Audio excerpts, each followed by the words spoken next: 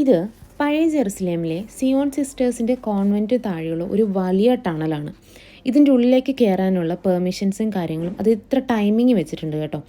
ഞാൻ ഇന്നേ വരെ ഇതിൻ്റെ ഉള്ളിൽ കയറി കണ്ടിട്ടില്ല. ഈ സ്ഥലം എന്ന് പറഞ്ഞിട്ടുണ്ടെങ്കിൽ, അതായത് ഇവിടെ വിസിറ്റേഴ്സ് വരുമ്പോൾ അവർക്ക് ഇരുന്ന് ഇത് എന്താണെന്ന് എക്സ്പ്ലെയിൻ ചെയ്ത് കൊടുക്കാനുള്ള സ്ഥലങ്ങളാണ് ഈ ഭാഗത്തെയുള്ള ചെറിയ ചെറിയ സ്റ്റെപ്പ് പോലത്തെ കേട്ടോ. ഞാൻ അവിടെ നിന്ന സമയത്ത് കറക്റ്റായിട്ടൊരു സിസ്റ്റർ വരികയും സിസ്റ്റർ എന്നോട് പറഞ്ഞു, സിസ്റ്ററിനോട് ചോദിച്ചു എനിക്ക് ഇതിൻ്റെ ഉള്ളിൽ കയറാനുള്ള പെർമിഷൻ ഉണ്ടോ എന്ന് ചോദിച്ചു. അപ്പോൾ സിസ്റ്റർ പറഞ്ഞു ഓക്കെ. അപ്പം സിസ്റ്റർ ഉള്ളിലോട്ട് വിളിച്ച് ചോദിച്ചതിന് ശേഷം അപ്പം അവർ പറഞ്ഞു സിസ്റ്റർ കാണിച്ചു കൊടുക്കണം എന്ന് പറഞ്ഞ സ്ഥിതിക്ക് അവർ എനിക്ക് എക്സ്പ്ലെയിൻ ചെയ്താൽ വേണ്ടി സിസ്റ്റർ എൻ്റെ കൂടെ വരികയും എനിക്ക് കംപ്ലീറ്റ് ആയിട്ടുള്ള കാര്യങ്ങൾ എക്സ്പ്ലെയിൻ ചെയ്ത് തരുകയും ചെയ്തു കേട്ടോ. അതൊരു വലിയ താങ്ക്സ് ആണ്. കാരണം എല്ലാവർക്കും ഇതിൻ്റെ ഉള്ളിലോട്ട് പെർമിഷൻ കിട്ടിയെന്ന് എനിക്ക് തോന്നുന്നില്ല. കാരണം ഞാൻ ഇങ്ങനൊരു വീഡിയോ വേറെ എവിടെയും കണ്ടിട്ടുമില്ല. അപ്പം ഈ ടണൽ നിർമ്മിച്ചത് ഹെറോദ് രാജാവാണ്. ഇതിൻ്റെ മേൽഭാഗം കണ്ടപ്പോൾ ജസ്റ്റ് ഒരു കോൺവെൻറ്റിൻ്റെ ഒരു പോർഷൻസ് മാത്രമായിട്ട് എനിക്ക് തോന്നിയത്. പക്ഷേ ഇതിൻ്റെ ഉള്ളിലോട്ട് അണ്ടർഗ്രൗണ്ട് ടണൽ കണ്ടപ്പോൾ എനിക്ക് വണ്ടർ അടിച്ച പോലെ ആയിപ്പോയിട്ടുണ്ടായിരുന്നു. അതായത് BC 4-ാം നൂറ്റാണ്ടിൽ ഹെറോദ് രാജാവ് അദ്ദേഹത്തിൻ്റെ ക്ഷേത്ര സംരക്ഷണത്തിനായിട്ട്, അദ്ദേഹത്തിൻ്റെ കോട്ടയുടെ സംരക്ഷണത്തിനായിട്ട് ഒരു ടണൽ പണിതു. അതായത് അദ്ദേഹത്തിന് അണ്ടർഗ്രൗണ്ടിൽ കൂടി പോകാനും അണ്ടർഗ്രൗണ്ടിൽ കൂടിയല്ല, ഈ ഭാഗത്തായിരുന്നു അദ്ദേഹത്തിൻ്റെ കോട്ട. ഇത്രയും താഴെയായിരുന്നു അന്നത്തെ കാലത്തുണ്ടായിരുന്ന കോട്ടകളും കാര്യങ്ങളും. അതായത് ടണലിൻ്റെ ഉള്ളിലായിരുന്നു ബാക്കി കാര്യങ്ങളൊക്കെ. കാരണം ഇത് പറയാൻ കാരണം വെച്ചിട്ടുണ്ടെങ്കിൽ, ഞാൻ പരിശുദ്ധ മാതാവിൻ്റെ ജന്മസ്ഥലം ചെയ്ത സമയത്ത് ഇത്രയും അടിയിലായിരുന്നു മാതാവിൻ്റെ ജന്മസ്ഥലം ഉണ്ടായിരുന്ന ആ ഭാഗം. എനിക്കപ്പം അന്ന് അത്രയും കത്തിയിലായിരുന്നു. പക്ഷേ ആ ഒരു അത്രയും അടിയിലോട്ടാണ് ഈ ടണലും ഉള്ളത്. കാരണം ഇതിനെല്ലാത്തിനും ഇതൊക്കെ അടുത്തടുത്തുള്ള സ്ഥലങ്ങളാണ് കേട്ടോ. ഇതിന് തമ്മിൽ കണക്ഷൻസ് ഉണ്ട്, അണ്ടർഗ്രൗണ്ടിൽ കൂടി എല്ലാത്തിനും തമ്മിൽ കണക്ഷൻസ് ഉണ്ട്. പക്ഷേ ഇതിൻ്റെ ഉള്ളിലൂടെ ഈ സിസ്റ്റേഴ്സ് ഇപ്പം ഈ കണക്ഷൻസ്, അതായത് വിനോദസഞ്ചാരത്തിന് ഇതിൻ്റെ ഉള്ളിൽ കൂടിയുള്ള പെർമിഷൻസ് അനുവദിക്കാത്തത് കൊണ്ടാണ് ഈ കണക്ട് ചെയ്ത് പോകാത്തത്. കൂടാതെ എന്താ പറയണ്ടേ, ഇതിൻ്റെ പേരെന്ന് പറഞ്ഞാൽ മാർക്ക് ആൻ്റണിയുടെ പേരിലാണ് ഹെറോദ് രാജാവ് മാർക്ക് ആൻ്റണിയുടെ പേരിലാണ് ഈ ടണൽ അദ്ദേഹം നിർമ്മിച്ചിട്ടുള്ളത്. BC 83 ശേഷം റോമൻ പട്ടാളം ജെറുസലേം കീഴടക്കിയപ്പം അവർ ഈ ഭാഗം ഒരു സുരക്ഷാ കേന്ദ്രമായി ഉപയോഗിച്ചു. കാരണം ഇത് ഉള്ളിലോട്ടുള്ള ടണലായതുകൊണ്ടും അവർ ഇതൊരു സുരക്ഷാ കേന്ദ്രമായിട്ടായിരുന്നു ഉപയോഗിച്ചുകൊണ്ടിരുന്നത്. ക്രിസ്ത്യൻ പാരമ്പര്യം അനുസരിച്ചിട്ട് അന്റോണിയോയുടെ കോട്ട, അതായത് അന്റോണിയോയുടെ കോട്ട എന്ന് പറയുന്നത്, അന്റോണിയോയുടെ കോട്ട പൊന്തിയോസ് പീലാത്തോസിൻ്റെ അരമനയുടെ അടുത്തായിട്ടാണ് സ്ഥിതി ചെയ്തിരുന്നതെന്ന് പറയപ്പെടുന്നു. അതായത് ഇതിൻ്റെ തൊട്ടടുത്തായിട്ടാണ് യേശു ചമ്മട്ടികളാൽ അടിക്കപ്പെട്ട് യേശുവിനെ മുൾക്കിരീടം ധരിപ്പിച്ച പീലാത്തോസിൻ്റെ അരമന ഇതിന് തൊട്ടടുത്തായിട്ടാണ്. ഞാൻ അതിൻ്റെ ഓൾറെഡി വീഡിയോ ചെയ്തിട്ടുണ്ടായിരുന്നു. അത് തൊട്ടടുത്താണ് കേട്ടോ. ഇതിൻ്റെ തൊട്ട് നെക്സ്റ്റ് ഡോർ എന്ന് പറയാൻ പറ്റും. ആ ഒരു ഭാഗത്തായിട്ടാണ് സ്ഥിതി ചെയ്യുന്നത്. പിന്നെ 1913 ഇവർ കണ്ടെത്തിയ വേറൊരു കാര്യം എന്താ വെച്ചിട്ടുണ്ടെങ്കിൽ, യേശുവിനെ വിചാരണ സ്ഥലം, അതായത് യേശുവിനെ ഒന്നാം സ്ഥലം രണ്ടാം സ്ഥലം, നമ്മുടെ കുരിശിൻ്റെ വഴി പോകുന്നത് ഈ ഭാഗത്തിൻ്റെ, ഈ ടണലിൻ്റെ തൊട്ട് ഫ്രണ്ടിൽ കൂടെയുള്ള ഭാഗത്തൂടെയാണ്. ആ ഭാഗത്ത് ഇപ്പം ഞാൻ കയറി വന്ന ഭാഗമില്ലേ, ആ ഭാഗത്തിനെ കുരിശിൻ്റെ വഴി എന്നും കൂടെയാട്ടോ പറയുന്നത്. പുതിയ നിയമ പഠനത്തിനായിട്ട്, അതായത് ഒരു പ്രൊഫസർ പുതിയ നിയമ പഠനത്തിനെക്കുറിച്ച് പഠിച്ചുകൊണ്ടിരുന്ന ഒരു പ്രൊഫസർ ആയിരുന്ന പിയാറി ബെനോയിറ്റ് വീണ്ടും സിയോണിൻ്റെ ഭാഗം പരിശോധിക്കുകയും, അതായത് ഈ ഭാഗങ്ങൾ സിയോൺ മൗണ്ടിൻ്റെ ഭാഗം പരിശോധിച്ചപ്പം അദ്ദേഹത്തിന് 1971 കുറച്ച് നിഗമനങ്ങൾ അദ്ദേഹം കണ്ടെത്തിയിരുന്നു. അതായത് അതിനെക്കുറിച്ച്, സിയോണിൻ്റെ ഭാഗത്തെക്കുറിച്ച് പഠിച്ചപ്പം അദ്ദേഹം കുറച്ച് നിഗമനങ്ങൾ കണ്ടെത്തിയിട്ടുണ്ടായിരുന്നു. അതെന്താണെന്ന് വെച്ചിട്ടുണ്ടെങ്കിൽ, യേശുവിൻ്റെ മരണത്തിന് ശേഷം ഏകദേശം 1 നൂറ്റാണ്ടിന് ശേഷം ഈ ഭാഗങ്ങൾ 2ആയി പുനർനിർമ്മിച്ചതായി കണ്ടെത്തി. അതായത് യേശുവിൻ്റെ മരണത്തിന് ശേഷം ഈ ഭാഗങ്ങൾ പുനർനിർമ്മിച്ചതായി കണ്ടെത്തി. അതായത് ഏകദേശം 130 CE ഹാർഡിയൻ ആരംഭിച്ച നഗരം, അതായത് ഹാർഡിയൻ ചക്രവർത്തി ആരംഭിച്ച നഗരമായിട്ടും, അതിനുശേഷം CE അന്റോണിയോയുടെ കോട്ടയുടെ പാതകൾ, അതായത് അന്റോണിയോയുടെ നഗരം ആയിട്ടും, അങ്ങനെ 2 ഭാഗങ്ങളായിട്ട് തിരിച്ചിട്ടുണ്ട്. ആ ഭാഗങ്ങൾ നിങ്ങൾക്കിപ്പോൾ കാണാൻ പറ്റും. അതായത് യേശുവിൻ്റെ മരണത്തിന് ശേഷം 2 ഭാഗങ്ങളായിട്ടാണ് തിരിച്ചിട്ടുള്ളത്. ഒന്നാമത്തെ ഹാർഡിയൻ ചക്രവർത്തി നിർമ്മിച്ച ഭാഗവും, രണ്ടാമത്തത് ഏലിയോ കാലിപ്റ്റോ നഗരത്തെ തുടർന്ന് ആ ഒരു ഭാഗം, അതായത് അന്റോണിയോ നിർമ്മിച്ച കോട്ടയുടെ ഭാഗം വേറെയും ഹാർഡിയൻ ചക്രവർത്തിയുടെ സമയത്തുണ്ടായിരുന്ന ഭാഗങ്ങൾ 2-2ആയിട്ടാണ് തിരിച്ചേക്കുന്നത്. അതിനെക്കുറിച്ച് സിസ്റ്റർ ഇവിടെ എക്സ്പ്ലനേഷൻസ് തരുന്നുണ്ട് കേട്ടോ. അത് ഞാൻ വോയിസ് നിങ്ങൾക്ക് തന്നേക്കാം. They have built this one? These people are founders, yes. Yes. Okay.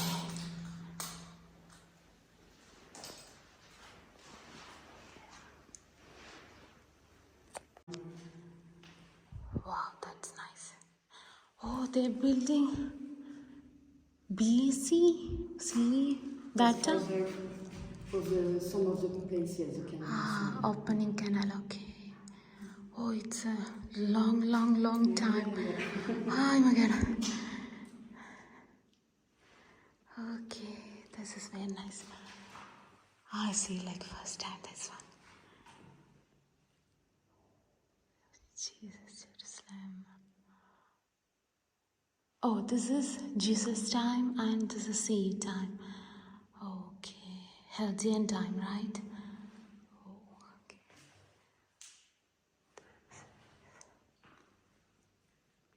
അതായത് സിസ്റ്റർ പറയുന്നത് എന്താണെന്ന് വെച്ചിട്ടുണ്ടെങ്കിൽ, അതായത് അന്റോണിയോ ചക്രവർത്തി, അതായത് ഈ കോട്ട നിർമ്മിച്ചതിന് ശേഷം, യേശുവിൻ്റെ മരണത്തിന് ശേഷം 2 ഭാഗങ്ങളായിട്ട് പുനർനിർമ്മിച്ചിട്ടുണ്ടായിരുന്നു എന്നാണ് സിസ്റ്റർ പറയുന്നത്. അതിൻ്റെ ആ കോട്ട ഇപ്പോഴില്ല. ആ കോട്ട, അതിൻ്റെ ആ ക്ഷേത്രം, ആ ഒരു അന്റോണിയോയുടെ കോട്ട ഉണ്ടായിരുന്ന ആ ഭാഗം ഇപ്പോൾ തകർന്നിട്ട് ഉള്ളൊരു രീതിയിലാണ് ഉള്ളത്. പക്ഷേ ഈ ടണൽ മാത്രമാണ് ഇപ്പം നിലനിൽക്കുന്നതെന്നാണ് സിസ്റ്റർ പറയുന്നത്. കൂടാതെ 1852 മുതൽ 16 മീറ്റർ വലിപ്പമുള്ള ഈ ടണൽ, അഥവാ ഈ കുളം, അതായത് ഇത് ടണലിൽ നിന്നും വെള്ളവും പാസ് ചെയ്ത് പോയിക്കൊണ്ടിരുന്ന ഒരു കുളമായിട്ടാണ് ഇവർ ഇത് നിലനിർത്തി പോയിരുന്നത്. വടക്കു കിഴക്ക് ഭാഗത്തേക്ക് തിരിഞ്ഞെടുക്കുന്നു. അതായത് ഈ ഒരു ടണൽ എന്ന് പറയുന്നത് വടക്ക് കിഴക്ക് ഭാഗത്തേക്കാണ് ഈ ടണൽ തിരിഞ്ഞു കിടക്കുന്നത്. ഇതിൻ്റെ ആഴെന്ന് പറയുന്നത് ഏകദേശം 4.5 മീറ്റർ താഴ്ചയിലും വടക്ക് ഭാഗത്തേക്ക് താഴ്ചയും തെക്ക് ഭാഗത്തേക്ക് 6 മീറ്റർ താഴ്ചയായിട്ടും ഇങ്ങനെ അത് താഴ്ന്നു പോവുകയാണ്. അത് ഓരോ സ്റ്റെപ്പ് കഴിയുന്തോറും ഇത് താഴ്ന്നു പോകുന്ന ഒരു സെറ്റപ്പായിട്ടാണ് ചെയ്തേക്കുന്നത്. ഇതെന്ന് പറഞ്ഞിട്ടുണ്ടെങ്കിൽ ഇതിൻ്റെ അടിയിൽ നിന്ന് കിട്ടിയിട്ടുള്ള അന്നത്തെ കാലത്തുള്ള വിളക്കുകളാണ്. നമുക്ക് അന്നത്തെ കാലത്ത് ഇലക്ട്രിസിറ്റീൻ്റെ പരിപാടിയൊന്നും ഇല്ലായിരുന്നല്ലോ. അപ്പം അന്നത്തെ കാലത്തുള്ള വിളക്കുകൾ, പിന്നെ ഇവിടുന്ന് കിട്ടിയ ചെറിയ പോർട്ടുകൾ, അതായത് പാത്രങ്ങൾ തുടങ്ങിയ കാര്യങ്ങൾ, അങ്ങനത്തെ കുറച്ച് ഐറ്റംസാണ് ഇവിടെ ഇങ്ങനെ പ്രദർശനത്തിന് ഇവർ വെച്ചിട്ടുണ്ട്. ഇതൊരു വിസിറ്റിംഗ് പ്ലേസ് ആയതുകൊണ്ട് അന്നത്തെ കാലത്ത് കിട്ടിയ ചെറിയ കല്ലുകൾ, അങ്ങനത്തെ കുറച്ച് സാധനങ്ങൾ ഇവിടെ ഇങ്ങനെ ചെറിയൊരു എന്താ പറയുക ചില്ല് ബോക്സിൻ്റെ ഉള്ളിലാക്കിയിട്ട് പ്രദർശനത്തിന് വെച്ചിട്ടുണ്ട് കേട്ടോ. അന്നത്തെ കാലത്ത് കിട്ടിയ എല്ലാ സാധനങ്ങളും ചെറിയ കമ്പികൾ, അങ്ങനത്തെ അന്ന് യൂസ് ചെയ്തിരുന്ന കുഞ്ഞു കുറേ സാധനങ്ങൾ വളരെ വൃത്തിയായിട്ട് സൂക്ഷിച്ചിട്ടുണ്ട്. ചെറിയ പാത്രങ്ങൾ പോലത്തെ സാധനങ്ങൾ, അന്നത്തെ കാലത്ത് യൂസ് ചെയ്തിരുന്ന കല്ല്. ഇപ്പോൾ ഇതൊരു കോൺവെൻറ്റ് ആയതുകൊണ്ട് അവരിത് ക്ലീൻ ചെയ്ത് ആ ഒരു രീതിയിലാണ് ഇപ്പോൾ മെയിൻറ്റെയിൻ ചെയ്ത് പോകുന്നത്. കാരണം വിസിറ്റേഴ്സ് വരുമ്പോൾ ആ ഒരു രീതിയിൽ ചെയ്യണമല്ലോ. അപ്പം അങ്ങനത്തെ ഒരു രീതിയിൽ ചെയ്തിട്ടുണ്ട്. ഇനി ഇത് ഞാൻ വിചാരിച്ചു ഇതിപ്പോൾ തീരുമെന്ന്, പക്ഷേ ഇത് ഉള്ളിലോട്ട് ടണൽ പോയിക്കൊണ്ടേ ഇരിക്കുകയാണ്. ഞാൻ പറഞ്ഞല്ലോ, അതായത് നമ്മൾ വരുന്ന ഭാഗത്ത് 4.5 മീറ്റർ ആഴമുള്ളെങ്കിൽ ഇത് പിന്നെയും താഴോട്ട് പോകുമ്പോൾ കണ്ടു, ഇതൊക്കെ 6 മീറ്ററിന് മേലെ അടിഭാഗത്തേക്ക് ആ ഒരു എന്താ പറയുക ലെങ്ത്ത് താഴോട്ട് പോകുന്നുണ്ട്. ഇതിൻ്റെ താഴ്ഭാഗം പോലും കാണാൻ പറ്റാത്ത രീതിയിൽ അത്രയും ഒരു കുഴി പോലെയാണ് ഇവിടെ ഉള്ളത്. ആ ടണൽ നിർമ്മിച്ച കാര്യങ്ങളും അങ്ങനത്തെ കുറച്ച് കാര്യങ്ങളാട്ടോ. ഏതൊക്കെ ഭാഗത്തൂടെയാണ്, അതായത് മൗണ്ട് സിയോണിലടക്കം ഈ ഒരു ഞാൻ പറഞ്ഞ അണ്ടർഗ്രൗണ്ട് ഒരു കണക്ഷൻസ് ഉണ്ട്. അതായത് ഈ ടണൽ പോകുന്ന കണ്ടോ, ഇതിൻ്റെ ഭാഗങ്ങൾ ഇങ്ങനെ എന്താ പറയുക ഒരു ടണലുമാണ്, വെള്ളം പോകാനുള്ളൊരു സംവിധാനവുമാണ്. കൂടാതെ അതൊരു കോട്ട പോലെയും കൂടിയിട്ടാണ്, താമസിക്കാൻ പറ്റുന്ന ഒരു കോട്ട പോലെ, ഒരു ഭാഗം കോട്ടയും ഒരു ഭാഗം വെള്ളം പാസ് ചെയ്ത് പോകാനുള്ളൊരു സ്ഥലം കൂടിയായിട്ടാണ് ഇവിടെ കണക്കാക്കിയിരുന്നത്. ഞാൻ പറഞ്ഞിട്ടുണ്ടായിരുന്നു, ഞാൻ മാമിലക്കുണത്തെക്കുറിച്ച് പറഞ്ഞിട്ടുണ്ടായിരുന്നു. പലസ്തീനിലെ ഏറ്റവും വലിയൊരു ഇസ്രായേലിലെ ഏറ്റവും വലിയ പലസ്തീൻ സിമിട്രീനെ കുറിച്ച് പറഞ്ഞപ്പം അവിടെ ആ സിമിട്രീനോട് ചേർന്നിട്ടൊരു കുളമുണ്ട്, മാമിലക്കുളം, അതായത് മാമില പൂൾ എന്ന് പറയുന്നത്. ആ പൂളിലേക്കടക്കം വെള്ളം പോയിക്കൊണ്ടിരുന്നത് ഹെറോദ് രാജാവായിരുന്നു ആ കുളം നിർമ്മിച്ചതെന്നും ആ കുളത്തിലേക്കുള്ള വെള്ളം അണ്ടർഗ്രൗണ്ട് പാസേജ് ഉണ്ടെന്ന് ഞാൻ അന്ന് പറഞ്ഞിരുന്നു.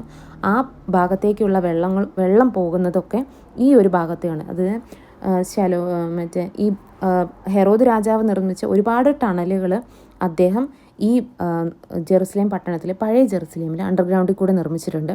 അത് ആ ഭാഗങ്ങളിലേക്കുള്ള വെള്ളമാണ് ജെറുസലേമിൻ്റെ ഓരോ ഭാഗത്ത് കൂടിയിട്ട് പാസ് ചെയ്ത് താഴേക്ക് പോയിക്കൊണ്ടിരുന്നത്.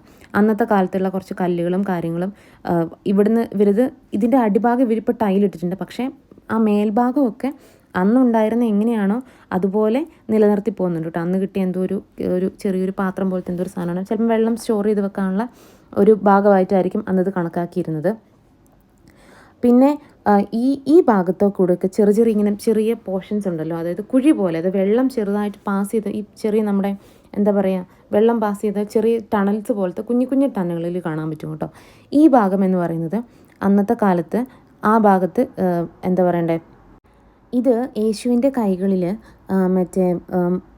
ആണി തറച്ചില്ലേ, ആ ഭാഗം ആയിട്ടാണ് കണക്കാക്കുന്നത്. അതിൻ്റെ ആ പൊട്ടിയ ഭാഗമായിട്ടാണ് ആ ഒരു പീസ് ഇപ്പോഴും അത് സൂക്ഷിച്ച് വെച്ചേക്കുകയാണ്. യേശുവിൻ്റെ കൈകളിൽ ആണി തറയ്ക്കാൻ നേരത്ത് ആ കുത്തിപ്പോയിട്ടുള്ള ആ കല്ലുണ്ടല്ലോ, ആ കല്ലായിട്ടാണ്. അതിൻ്റെ എക്സ്പ്ലനേഷൻസും ആ ഒരു ചെറിയ ബോർഡിൽ കൊടുത്തിട്ടുണ്ട് കേട്ടോ. യേശുവിൻ്റെ കൈകൾ ആണികളാൽ തറയ്ക്കപ്പെട്ടപ്പോൾ ആ കല്ല് പൊട്ടി എന്നാണ് പറയപ്പെടുന്നത്. അത് ആ കല്ലാണത്. പിന്നെ ഇതിൻ്റെ ഉള്ളിൽ ഈ ഒരു ഭാഗം എന്ന് പറഞ്ഞിട്ടുണ്ടെങ്കിൽ ഇപ്പോഴും ഇതൊരു സ്ട്രെയിറ്റ് അല്ല, ഇത് ടണലെന്ന് പറഞ്ഞാൽ ഒരു സ്ട്രെയിറ്റ് അല്ല, ഇതിങ്ങനെ അപ്പ് ടു ഡൗൺ ആയിട്ട് ഇങ്ങനെ ഒരുമാതിരി, അതാണ് സിസ്റ്റർ പറഞ്ഞിരുന്നത്. ഇതിങ്ങനെ ഇവർ പ്രെയർ റൂമായിട്ടാണ് ഇപ്പോൾ യൂസ് ചെയ്യുന്നത്, സിസ്റ്റേഴ്സിൻ്റെ കോൺവെൻ്റ് ആണല്ലോ. പക്ഷേ ഇത് ചെറിയ ചെറിയ ചാല് പോലെ, ഇങ്ങനെ കുഞ്ഞി കുഞ്ഞി വെള്ളം ഒഴുകാനുള്ള ചാല് പോലെയും അതിൻ്റെ അണ്ടർഗ്രൗണ്ടിലോട്ട് ചെറിയ ചെറിയ പോർഷൻസ് ആയിട്ടുമാണ് കൊടുത്തേക്കുന്നത്. ഇതിൻ്റെ അണ്ടർഗ്രൗണ്ടിൽ കൂടി ഭാഗമുണ്ട് കേട്ടോ. കണ്ടോ, ഇതൊരു ചെറിയൊരു ചാല് പോലെയാണിത്. കണ്ടോ, ഇങ്ങനെ ചാല് പോലെ ഒരുപാട് ഭാഗങ്ങൾ ഇതിൻ്റെ ഉള്ളിലുണ്ട്. വെള്ളം ഒലിച്ചു പോകാൻ വേണ്ടി ഒരു സ്ഥലത്തു നിന്ന് മറ്റൊരു സ്ഥലത്തേക്ക് എത്താൻ പാകത്തിനുള്ള ഭാഗങ്ങളാണ് കൊടുത്തേക്കുന്നത്. ഇതൊന്നും കല്ലുകൾ ഒരിക്കലും ഇത് സ്ട്രെയിറ്റ് അല്ല. ഇതിൻ്റെ അണ്ടർഗ്രൗണ്ടിലൂടെ ടണൽ ഇനിയും ഉണ്ട്. അണ്ടർഗ്രൗണ്ടിലേക്ക് ഭാഗങ്ങളുള്ളത് കൊണ്ട് ഇതിൻ്റെ ചെറിയ ചെറിയ പോർഷൻസ് കൊടുത്തിട്ടുണ്ട്. അതായത് ഇങ്ങനെ എല്ലാം ഇളകിയുള്ള വെള്ളം അടിഭാഗത്ത് നിൽക്കുന്നതുകൊണ്ടും വെള്ളം പോകാനുള്ള ടണലായതുകൊണ്ടും ഇതിങ്ങനെ ഒരിക്കലും ഇങ്ങനെ സ്ട്രെയിറ്റ് ആയിട്ടല്ല കല്ലുകളുള്ളത്.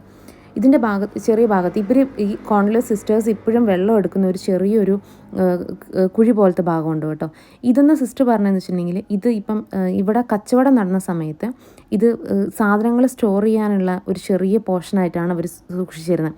സാധനങ്ങളൊക്കെ അതിൻ്റെ ഉള്ളിൽ കല്ലിൻ്റെ ഉള്ളിൽ ഇറക്കി വെച്ചിട്ട് കച്ചവടങ്ങൾ സമയത്ത് അത് എടുത്ത് ഉപയോഗിക്കാൻ പാകത്തിന്, അതായത് അടുക്കള പോലെ നമ്മൾ യൂസ് ചെയ്യുമല്ലോ, സാധനങ്ങൾ സൂക്ഷിച്ച് വെക്കാനുള്ള സ്ഥലമായിട്ടാണ് യൂസ് ചെയ്തത്. ഇതിപ്പോഴും ഇവർ പൈപ്പ് യൂസ് ചെയ്ത് നമ്മുടെ ഈ കുഴൽക്കിണർ പോലെ യൂസ് ചെയ്യുന്നത്. ഇതിൻ്റെ അടിയിൽ വെള്ളമുണ്ട് കേട്ടോ. കുഴൽക്കിണർ യൂസ് ചെയ്യുന്ന പോലെ സിസ്റ്റേഴ്സ് ഇതിൻ്റെ ഉള്ളിൽ നിന്ന് വെള്ളം എടുക്കുന്നുണ്ട്. ഈ ഒരു ഭാഗത്തു നിന്ന് സിസ്റ്റേഴ്സ് വെള്ളം എടുക്കുന്നുണ്ട്. ഇതുകൊണ്ട് ഇതിൻ്റെ ഉള്ളിൽ വെള്ളമുണ്ട്. ഈ ചെറിയ ചെറിയ പോർഷൻസിൻ്റെ ഉള്ളിൽ കൂടിയൊക്കെ ടണൽ, ഇത് കല്ലുകൾ സ്ട്രൈറ്റ് അല്ലാത്തതുകൊണ്ടാണ് ഇവർ ഇങ്ങനെ എന്താ പറയണ്ടേ, ചെറിയ എന്താ പറയുക, കമ്പികൾ കൊണ്ടിട്ട് അത് നടക്കാൻ പാകത്തിന് സെറ്റ് ചെയ്തേക്കുന്നത്. ഈ കല്ലുകളൊക്കെ, ഈ സൈഡിലൂടെ വെച്ചേക്കുന്ന കല്ലുകളൊക്കെ അന്നത്തെ കാലത്ത് ഉണ്ടായിരുന്ന കല്ലുകൾ പ്രദർശിപ്പിച്ചേക്കുന്ന കേട്ടോ. ഇവിടെ ഉണ്ടായിരുന്ന സമയത്ത്, ഈ ടണൽ കിട്ടിയ സമയത്ത് ഉണ്ടായിരുന്ന കല്ലുകൾ അവർ പ്രദർശിപ്പിച്ച് വെച്ചേക്കുന്ന കേട്ടോ. സിസ്റ്ററിന് തിരക്കുണ്ട്. സിസ്റ്റർ പ്രയറിൻ്റെ ടൈമിന് പോകാൻ വേണ്ടിയിട്ട് സിസ്റ്റർ എന്നെ വെയിറ്റ് ചെയ്യണം. കാരണം എന്നെ കാണിച്ചു തരണം. ഞാനാണെങ്കിൽ ഇത് പതുക്കെ വീഡിയോ എടുക്കുന്നത്, സ്ലോ മോഷനിൽ എടുത്തുകൊണ്ടിരിക്കുകയാണ്. അപ്പം സിസ്റ്ററിന് പോകാനുള്ള തിരക്കുമുണ്ട്. അപ്പോൾ സിസ്റ്റർ പക്ഷേ വലിയ തിരക്കൊന്നും കൂട്ടാണ്ട് എന്നെ എല്ലാ ഭാഗങ്ങളും കൊണ്ട് കാണിച്ചു തന്നു. ഞാൻ ഇന്നേ വരെ ഇങ്ങനത്തെ ഒരു സംഭവം ഇതിൻ്റെ ഉള്ളിൽ ഉണ്ടെന്ന് എനിക്ക് അറിയത്തില്ലായിരുന്നു കേട്ടോ. അത് വേറൊരു കാര്യം. ഇതെനിക്ക് തോന്നുന്നു നേരത്തെ അപ്പോയിൻമെൻ്റ് ഒക്കെ എടുത്തതിന് ശേഷം മാത്രമേ ഇവിടെ വിസിറ്റേഴ്സ് വരുള്ളൂ എന്നാണ് എനിക്ക് തോന്നുന്നത്. പക്ഷേ സിസ്റ്റർ എന്തായാലും എല്ലാം എനിക്ക് കാണിച്ചു തന്നു. അതിന് സിസ്റ്ററോട് ഞാൻ താങ്ക്സ് ഒക്കെ പറഞ്ഞിട്ടാണ് ഇറങ്ങി പോകുന്നത്. പിന്നെ ഇതുപോലെ കുറേ ഈ ഉള്ളിലോട്ട് കയറാൻ പറ്റാത്ത കുറച്ച് സ്ഥലങ്ങളും ഉണ്ട് കേട്ടോ. ഇവർ കുറച്ച് അടച്ചിട്ടേക്കുന്ന കണ്ടു. ഇത് കൊണ്ട് കറക്റ്റ് ടണൽ നിങ്ങൾക്ക് തിരിയുന്നില്ലേ? ഇതുപോലത്തെ കുറേ ഭാഗങ്ങളുണ്ട് കേട്ടോ. ഇവർ കല്ലൊക്കെ സൂക്ഷിച്ച് വെച്ചേക്കുന്നത്. അത് പ്രയർ റൂമാണ്. അതുകൊണ്ടാണ് സിസ്റ്റർ ഉള്ളിലോട്ട് പോകണ്ടെന്ന് പറയുന്നത്. ഇങ്ങനെ ഇതിൻ്റെ ഉള്ളിലോട്ട് ചെറിയ ചെറിയ തുരങ്കങ്ങൾ പോലെ ഒരുപാട് ഭാഗങ്ങൾ ഉള്ളിലോട്ടുണ്ട് കേട്ടോ. ആ ഒരു ഭാഗങ്ങളും ഇങ്ങനെ ചെയ്ത് വെച്ചേക്കുന്നതാണ്. അപ്പോൾ സിസ്റ്റർ പറഞ്ഞു അതിൻ്റെ ഉള്ളിൽ കൂടി പോയാലാണ് നമുക്ക് ഉള്ളിലോട്ട് ഇനി എൻട്രൻസിലോട്ട് പോകുന്ന ഭാഗമാണ് ബാക്കിയുള്ളത്.